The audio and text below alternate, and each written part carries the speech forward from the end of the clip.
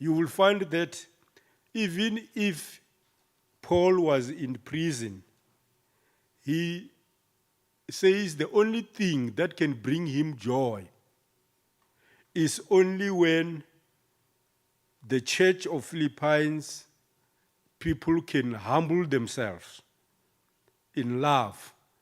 He did not say the only thing that can bring him joy should be perhaps because he's in prison, they must pray for his release. You could just put yourself in his position. Perhaps if it was you and I, if you were in prison, we wouldn't say the only thing that can bring me joy is to humble, is to humble the church, to humble itself, the people to humble themselves, and through love. Maybe we could have said, no, people pray for me to be released in prison. That is the first instance that we are seeing there. The second thing is that Paul is again indicating that it is through humility that we can be closer to God. You can again read in the book of Philippians 4, 2-3, when Paul addresses Euodia and Syntyche, who were having some disagreements. He said to them, they must work towards finding each other, because he picked up that the conflict that they are having is because of lack of humility. That's why he goes on further to say that humility is relational.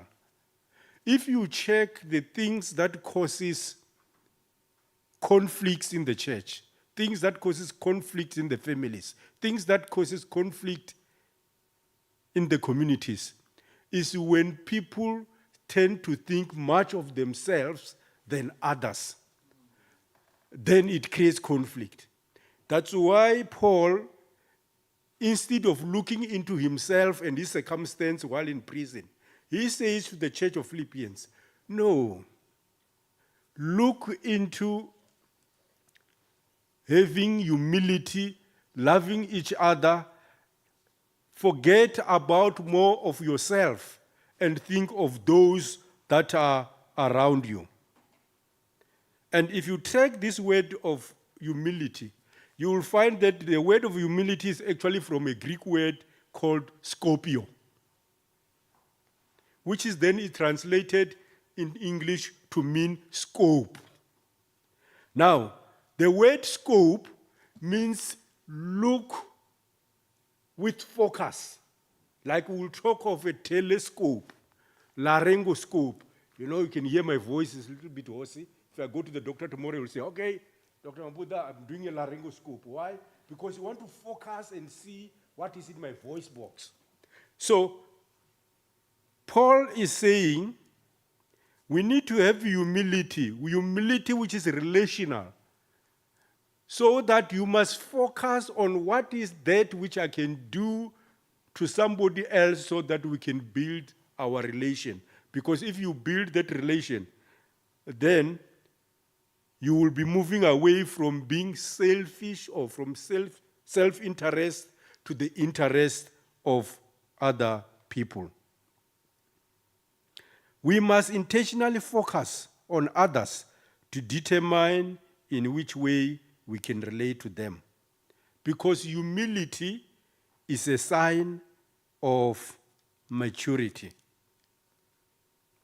That's why if you look into children, children are born, but they learn to share, they learn to relate with other people because of how we teach them. No child is born with hatred, white, green, yellow, black. They learn it because that's how we teach them. That's how, if in the family we show humility, the child grows up with humility, which he can show to other people. That's why in this book of Philippians, it is very important that Paul talks of this humility in a very, very, very touching way. That it is not more of what I want, it is more of doing good to others. Not focusing on my selfish interest, but looking into the interest of other people. Paul invites the church to be of the same mind. In the same book that I've just read, Paul invites the church to be of the same mind. He didn't force the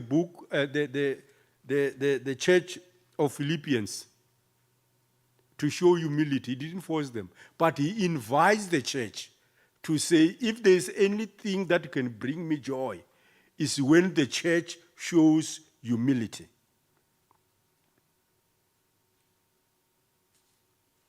Now, there are a number of instances that we can find in the Bible that shows us how Christ have shown humility. If you go to the book of Luke 18:15 to 16, which in the interest of time we won't read it, Jesus says, "Let the children come to me." But if you follow the whole verse, because Jesus was working and everybody was bringing the children for Jesus to bless them or to touch them, they say, no, you can't do this. But what was the response of Jesus? Let the children come to me. Because he was showing humility. That was one of the instances where Jesus himself was teaching us humility. The second instance is when Jesus, in the book of Matthew 8:2-3, Jesus extends his hand to the man with leprosy, which is contagious. Leprosy, where he knows it is infectious, I can fall sick and die. But Jesus, because of his humility, he extends his hand to touch the man with leprosy. Again, that is moving away from being self-centered to serve the interests and the needs of others, which are important virtues that we must learn as Christians. That's why earlier on I've indicated that if we have humility, it can save this nation. All the wars you are seeing in the country, all the wars you are seeing in the communities, in the families, are happening because people's humility has vanished. People are now looking more into their own self-interest, which then throw away the concept of love and humility. Now, the other example where we see humility is when Jesus was washing the disciples' feet in John 13:1-17. We know this story very well. When Jesus and his disciples were reclining around on the table, but he chose to wash the feet of his disciples. And people were asking, but why should we do this? Under normal circumstances in the world that we live in, you will expect a servant to wash the feet of his masters, not a master to wash the feet of a servant. But Jesus shows humility by washing the feet of his disciples, as indicated in John 13:1-17. And the other last example that I want us to see is when Jesus dined with the sinners and tax collectors. Those around Jesus were saying, no, man. Why do you dine with the tax collectors? Why do we dine with the sinners? But Jesus deliberately showed humility by dining with the tax collectors and sinners. That is in Matthew 9:9-13. Now, us as Christians, if we are following Christ, we need to take these examples seriously and also show humility. Hence, humility is intentional. You choose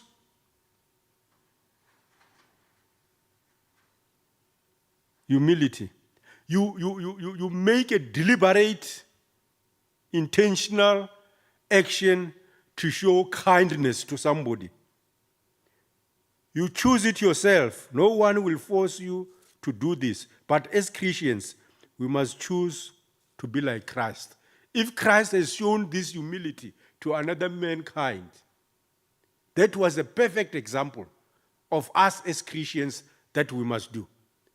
That's why Paul, I like this, what Paul have said in that book of Philippians, that even if he have got his own challenges being in prison, but he says the only thing that can bring him joy is this humility of the church of Philippians. If they can show love, they show interest to one another and forget their own self-interest, that in itself will give him joy. You see, if you choose humility, you will have rewards. But if you decide to choose it later, you must also know that there might be consequences. We must always remain humble and show humility as Christ our Lord did until his last hour on the cross. You see, when Jesus walked all the way to the cross, carrying his cross until they nailed him on that, and he died on that cross, he did that because he wants us to be saved. Because he was showing that humility to the world. He was not focusing on his own self-interest. He would have said, "My Lord, this is too much for me. Let each and everyone carry his own cross." But because he was showing humility to the mankind, he carried the cross for all of us so that we can all be saved. That's how Christ has shown humility, which is the same humility that we are expected to show as Christians. So I wanted to say this evening as I go towards closure that the word humility, we spoke about it, kindness, we spoke about it every now and then. The biggest test is, how do we practice and live with humility? How do people see that humility in our day-to-day life? It can be in your work environment. Can people associate you with the characteristics of Christ, which amongst them is humility? It can be in the community, village, area where you live. Can people associate you with the humility that Christ has shown us? Can anybody associate me in my work environment? If you come, I'm not there, you say, "I'm here, can I see Dr. Will they say, how will they describe me to you? Will they describe me as somebody who is kind to people, kind to patients, kind to my fellow staff members, kind to those that I'm saving?" Because humility is something that we choose to live, showing humility in our day-to-day environment. Brothers and sisters, I just thought this topic of humility, we can dissect it more with time, but for tonight, I thought I would just give this synopsis of humility and what is expected of us as Christians. God's willing, we will dissect this further. Thank you.